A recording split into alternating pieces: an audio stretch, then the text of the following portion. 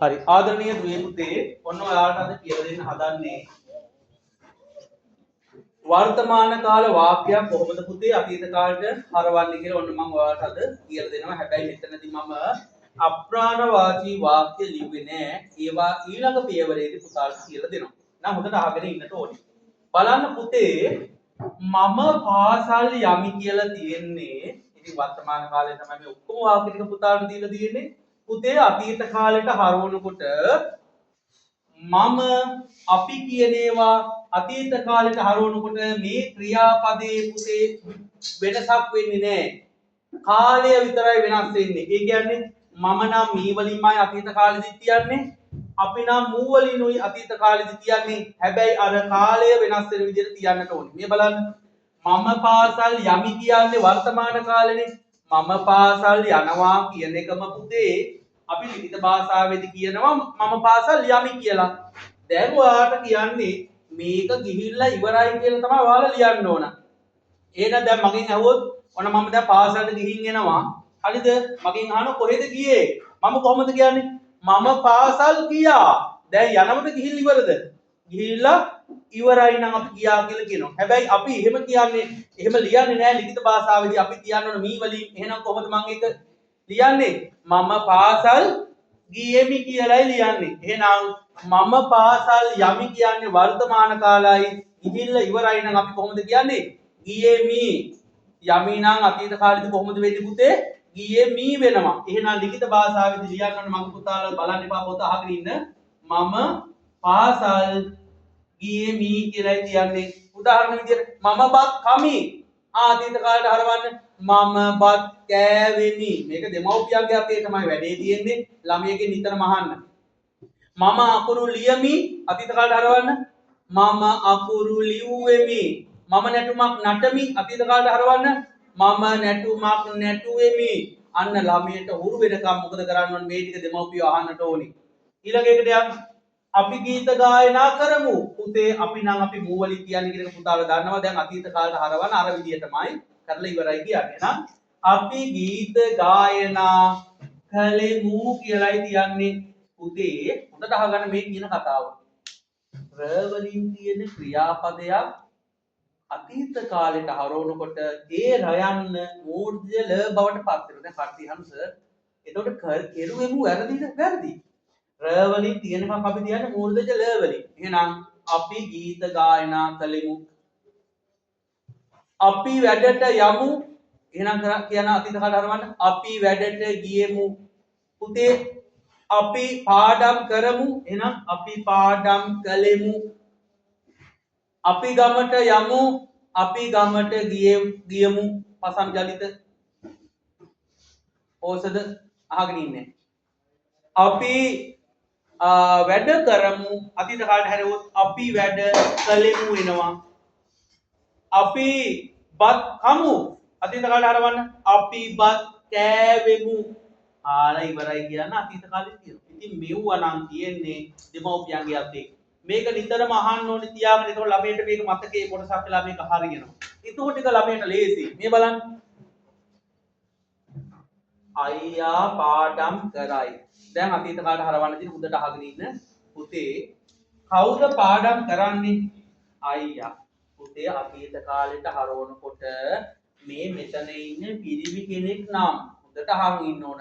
ඒ පිරිමි කෙනා සතෙක් වුණත් කමක් නැහැ. මිනිසෙක් වුණත් සතෙක් වුණත් පිරිමි කෙනෙක් නම් මෙතන ඉන්නේ. අතීත කාලෙදි පුතේ මෙන්න මේ ක්‍රියාපදයේ තියන්න ඕන ඒ શબ્දේ. පිරිමි කෙනෙක් නම් අතීත කාලෙදි කොහොමද තියන්නේ අපි? ඒ શબ્දේ. එහෙනම් මේක අතීත කාලේ තියන්න. අයියා කියන්නේ පිරිමි කෙනෙක්. එහෙනම් අයියා පාඩම් කළේය.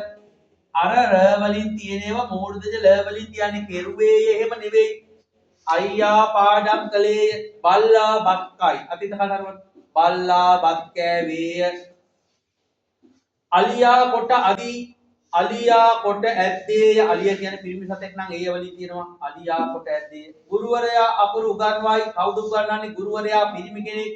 ඒ වලින් තියෙනවා ගුරුවරයා අකුරු ඉගැන්වුවේය. පූසා ගමනක් යයි.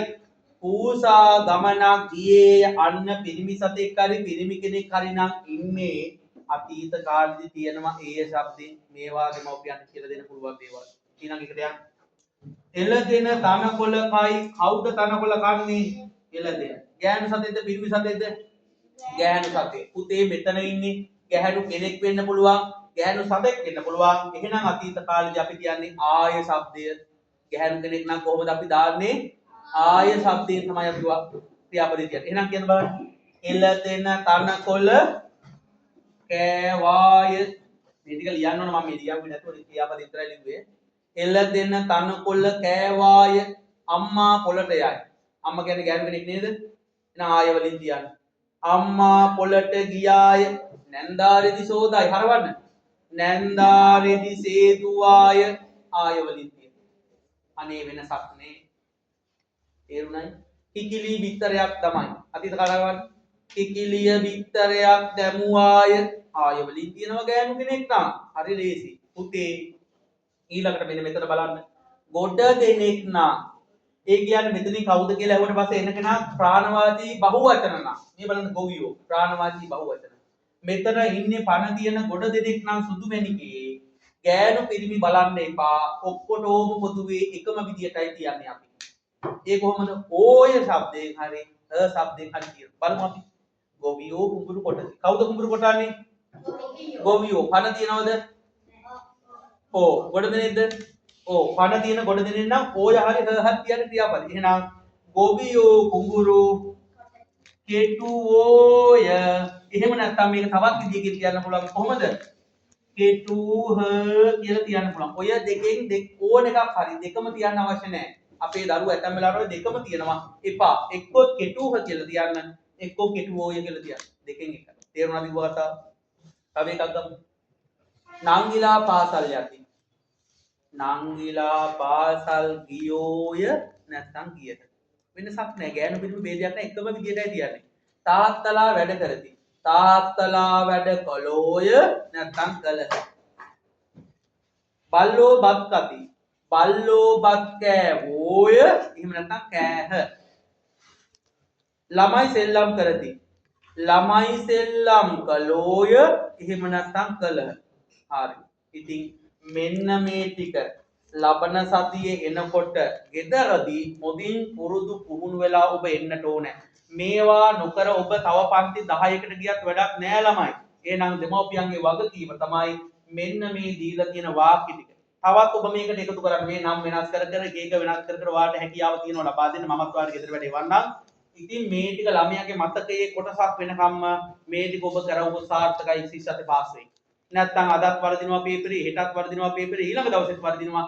එහෙම වුණොත් වැඩක් නැහැ. එහෙනම් මෙන්න මේ කොටස මම හිතනවා බුද්ධිමත් දෙමව්පියෝ දරුවන්ගෙන් අහලා දරුවන්ට කියලා දීලා හොඳට පාඩම් කරයි කියලා.